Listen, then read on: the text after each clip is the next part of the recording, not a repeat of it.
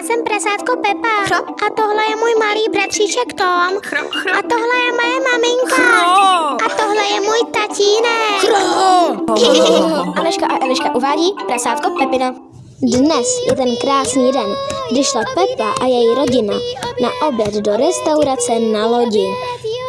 Tohle je speciální typ restaurace, které se říká bufet. Promiňte, tady máte talíře, můžete si na ně dát všechno, co chcete. Dobrou chuť.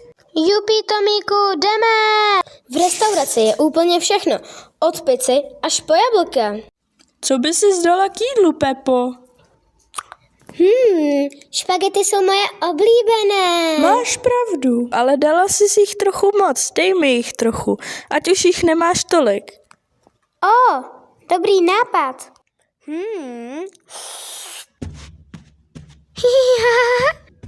Co by si vzal ty? Pomerančový džus. Tak jo, já ti ho udělám, dej mi talíř a jdeme na to. OK, dáme tam skleničku, ale co teď? Hurá, funguje to! Dědečku, kdy už to bude? Už to je, Tomíku. Go, jam. Je dobře, že ti to chutná. Udělám ti další.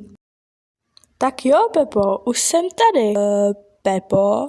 Babi, bylo to vynikající. Ha. Dala bych si ještě něco, babičko. Tak pojď, Pepo, tak pojď.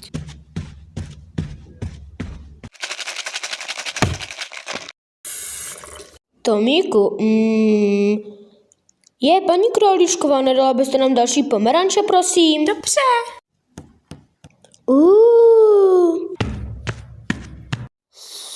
Babičko, a co dělá to tlačítko? Babičko, už mám palačinku.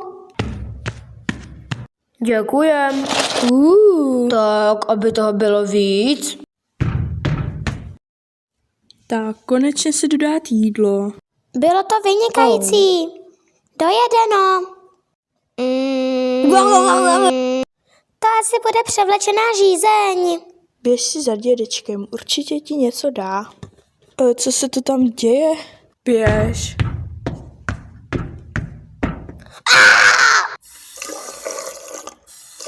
Tady máte, madam.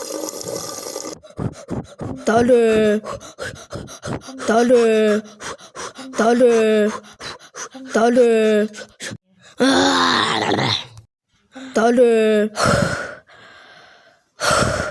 Dědečku, děkuju, ty jsi nějaký udýchaný, ne? Tak jdeme za babičkou. Jo.